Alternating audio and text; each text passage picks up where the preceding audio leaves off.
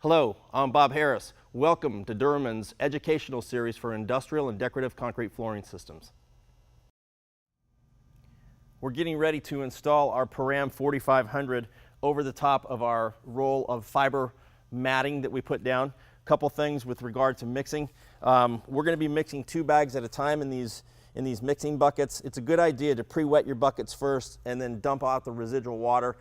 Believe it or not, polypropylene will still absorb a little of the water, so we don't want that mixed water being drawn out of the cement, basically. So we've got 2 measures of water. In this case, we're going to be using 5.5 quarts of water, so we went 5.5 times 2 quarts. So we're going to mix 2 bags per batch. Now, on a larger area, you know, if you're doing thousands of square feet, it doesn't make sense to barrel mix. You're probably going to want to pump, especially so we don't dislodge any of the radiant heat tubing with carrying buckets and trying to trip over that. So just as a reminder, you do need to be careful with the radiant heat flooring. What we'll do is we will not use spike shoes. We don't want to have any chance of puncturing down through the hydronic tubing. So in this case, we'll use like a traditional concrete boot, like you would wear, you know, over your boots here, and we'll just be out in the material, the mixed material, with concrete boots. So it's a minimum of 3 minutes of mixing. We got to make sure we get a good cohesive mixture. We don't want to see any clumps, anything like that. So it is important to have a steady stream of material. So we can have a steady stream with 2 drills going. So the logic is we'll start our first 2 bags. Roughly 30 seconds to 1 minute later, we'll start our second bag, or excuse me, our second batch.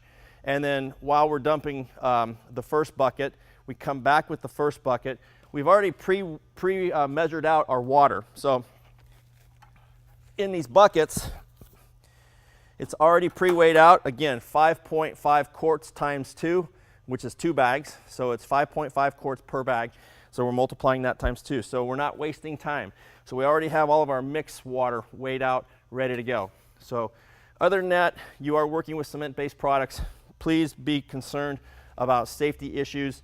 There is airborne particulate or silica dust, which is harmful to breathe. Wear your mask, wear non-absorbent gloves, and then certainly, you know, safety glasses as well. So with that, we're going to go ahead and start installing our Param 4500 over the hydronic tubing.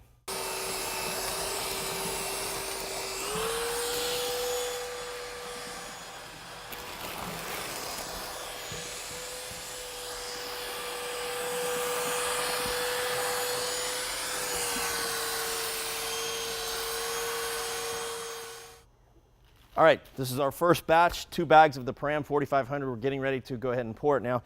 One observation, you'll notice on our 6-inch overlap, I wouldn't want to pour the material from this side this way with the fear of the material going underneath the mat. So I want to lock this down like this so our seam stays consistent.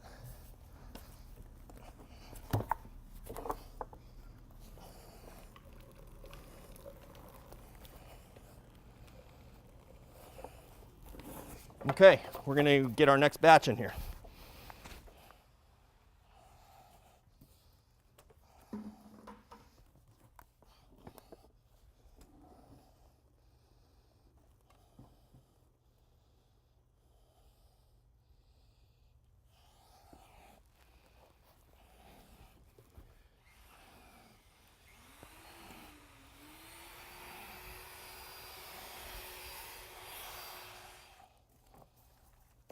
Ready?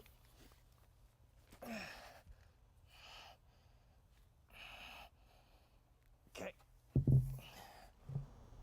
All right, we've covered 98% of our fiber mat that was down. Now I'm going to take material and roll it all in here, as you can see here. So obviously I'm in between the tubing. Where I need material, I can use my roller here. And what I'm doing is I'm combining. I don't know if you can get a close-up there, John, but look what's happening to the fiberglass mat. It's actually dispersing as we blend it into the mix, breaking apart, if you will.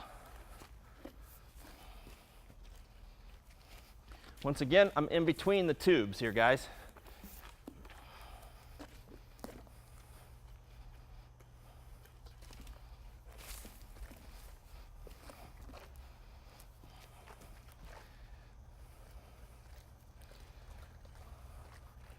And kind of get a close-up of what we're doing there.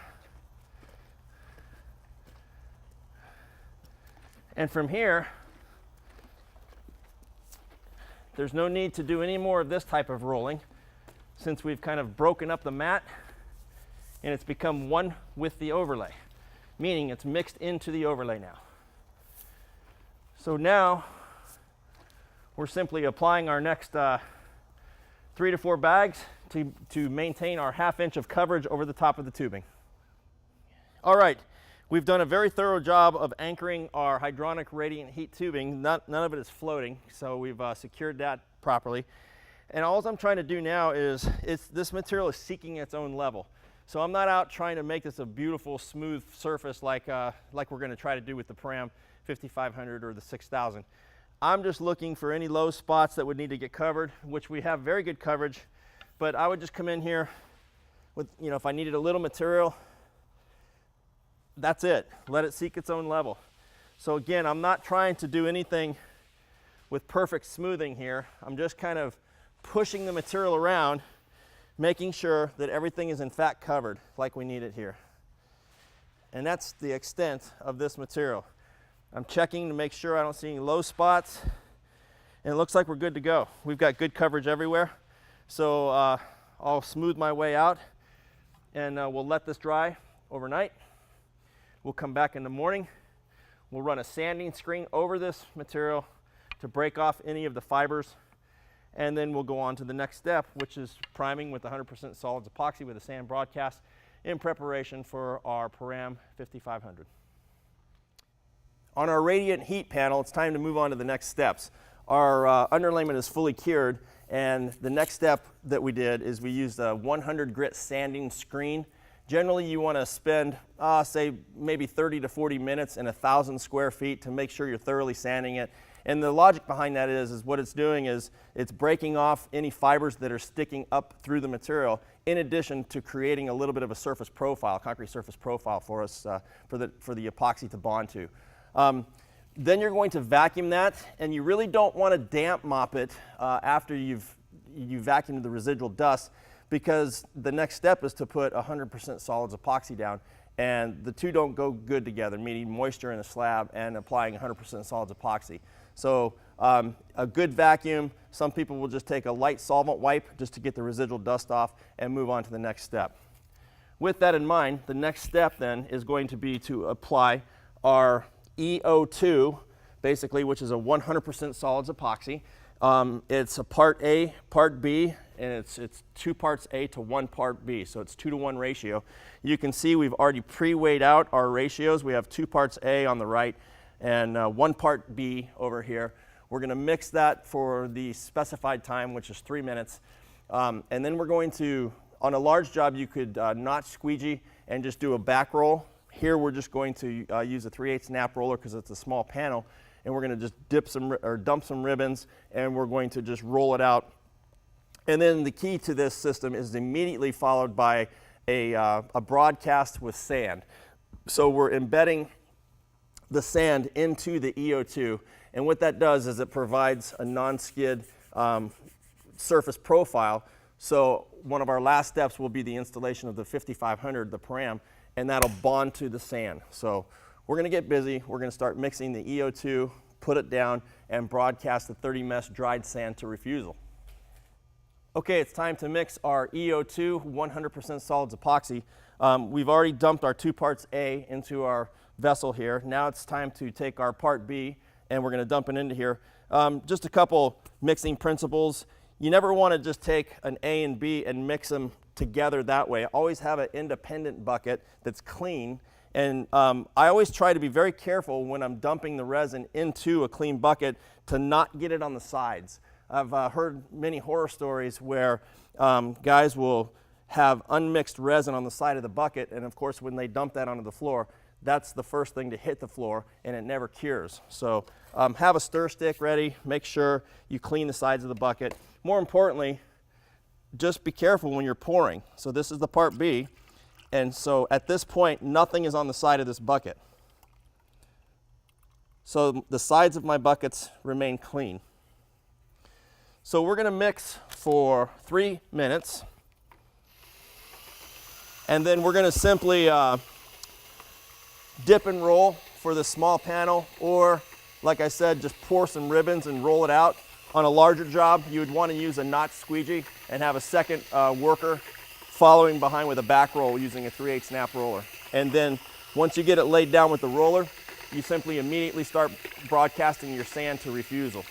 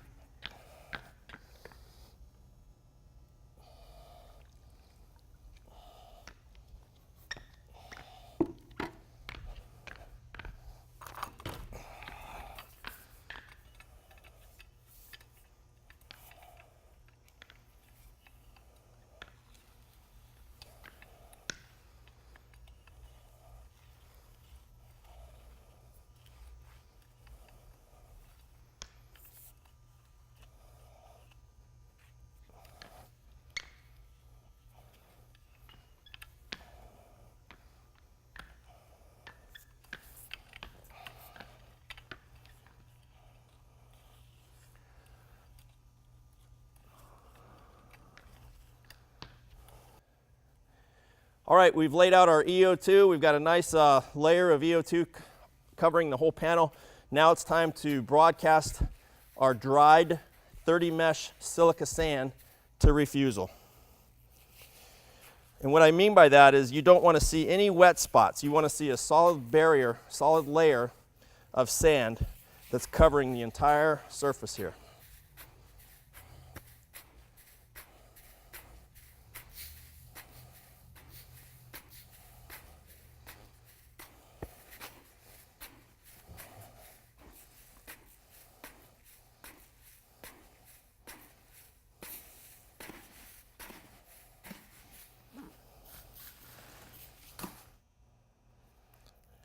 Okay, so we've went around the entire panel here and we've broadcast what we thought was sand to refusal, but I want to show you here, you can see some dark areas, and what's happening there is the sand is settling down into the EO2 epoxy, and that's what you don't want. You want to see a uniform, consistent white layer of sand so that when we put down our Param 5500, we know we've got consistent sand for the Param to bond to. Point being, go back and hit those light areas. As the sand settles into the epoxy, make sure and just keep going back and around so we see 100% sand coverage.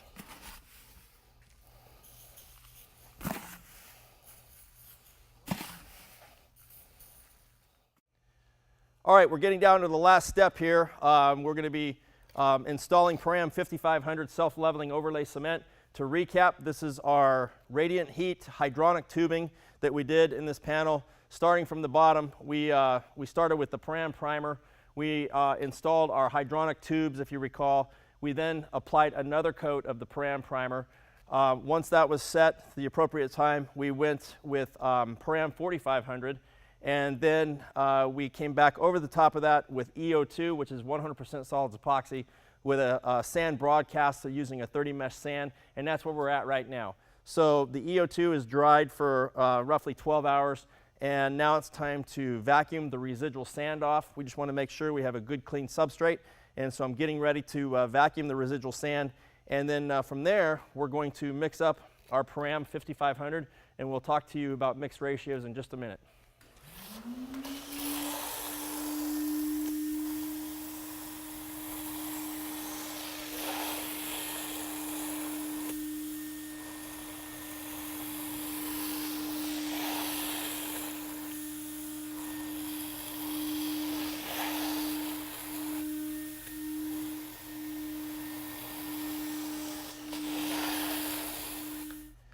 Okay, we're getting down to the last few steps on our radiant heat hydronic floor tubing mock-up that we're doing. Now we're getting ready to install Param 5500 self-leveling overlay cement. What we're going to do is we're going to mix 5.5 quarts of clean water per bag. So these barrels we're going to mix 2. So what we've done is we've put 11 quarts. So 5.5 times 2 equals 11 quarts of material. Just keep in mind, if you're doing a large job, it's really crucial to keep a wet edge. And I've actually been out on projects that were, say, 10,000 square feet, where we literally have 6 buckets simultaneously mixing. So the process would be, start mixing your first barrel, 1 to 2 minutes later, your second barrel would start to mix. 1 to 2 minutes after that, your third barrel would start to mix. And when you have a constant flow of material, you can pour large volumes. Now, there are other alternatives as well. You can use a pump, which pumps it out very quickly as well. There's some deviances when you're using the pump. I've seen some deviances in the water. So a lot of guys will pre-mix and then dump into the pump, knowing that they've got the appropriate amount of water. So it is a cement-based product. You've got to be very concerned about the airborne silica dust and breathing that. So for that reason, we'll wear masks. And we'll mix for a total of about 3 minutes, and then we'll show you how to install it over here.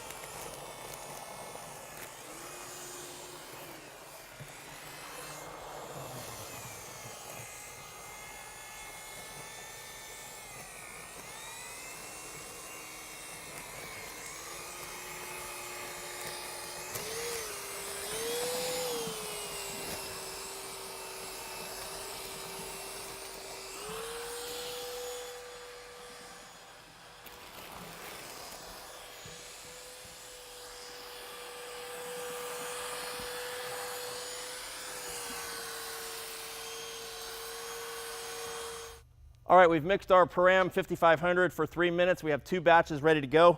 A couple observations. You'll notice we masked around the perimeter of this. That's just for cleanliness. We know that we're going to get a flow of material going over the edge, so we just want to protect our surrounding surface. It is important when you're working with these materials to work safely. What I mean is, it doesn't make sense for us to try to lift, 120 pounds or more. So we'll just simply dump the bucket over. Move it, dump it this way a little bit, okay. One more time, and we'll just do that again. Now we've lightened our load, we'll go ahead and pick it up, and let's just pour from the bottom here. Pour a ribbon. Come back this way. Perfect. So I'm going to give this barrel to Chuck now that it's de-weighted. I'm going to take my gauge rake and start moving material into place. The gauge rake's been preset at the proper thickness.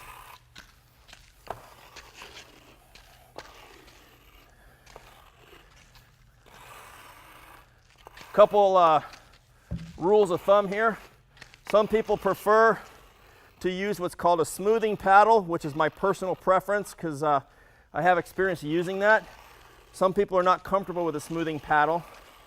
Once they get it gauge raked into place here, they'll use a roller. Okay, so it's a matter of personal preference and what the end look is you're trying to achieve. All right, let's dump a little more in here.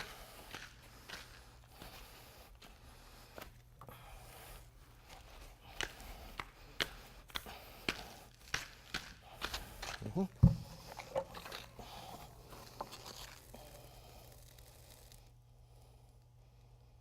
right, let me move all that for a second.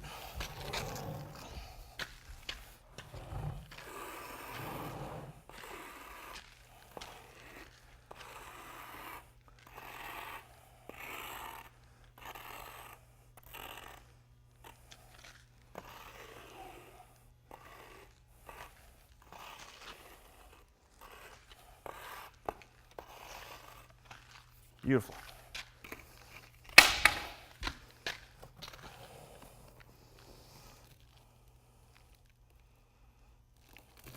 Okay.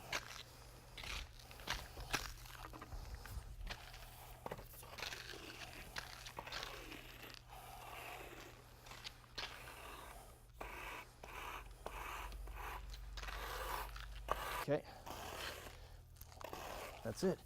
All right, one observation is in terms of checking the mix consistency, notice the gauge rake. When I drag the gauge rake across the surface, it closes where the marks were from the gauge rake. We call that healing, meaning that it's got a good flowable mix, so the mix proportions are proper.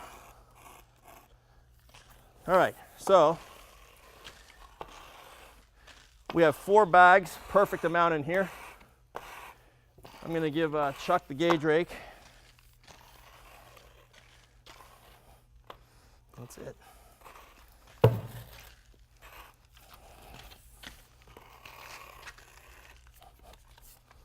Put that right in there. Okay. Now, a couple things. I can notice that the material seems to be flowing over here, but yet I can see it's a teeny bit low. So I'm going to take advantage of where the material seems to be high. Perhaps our slab is a teeny bit out of level. Maybe the bottom layer was a little bit out of level. So I'm going to take advantage of where it's flowing here. Notice the angle of my smoothing paddle.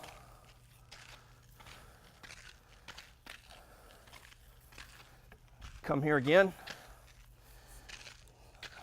A couple things. I'm looking how it's laying down very flat.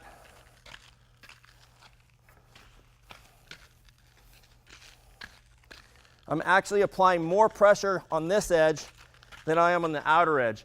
And that's how we're feather edging out there. I'm not applying consistent pressure. I'm applying more pressure on this leading edge, which is feather edging this way.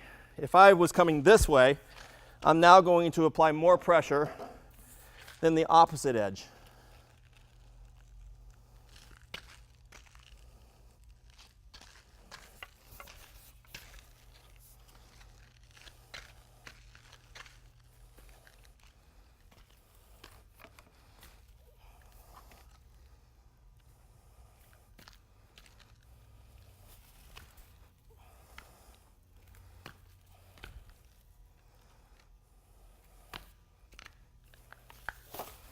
Okay. When your mix ratios are working properly, meaning you've got the correct water amounts, it just lays down beautifully. You can see it just self-leveled, no ridge marks, and that's what we're looking for. So we'll let this dry overnight, clean it up in the morning, and then we'll show you the application of possibly a coloring system, maybe with Deso dyes, and then we'll finish this panel off on our radiant heat flooring with a clear coat.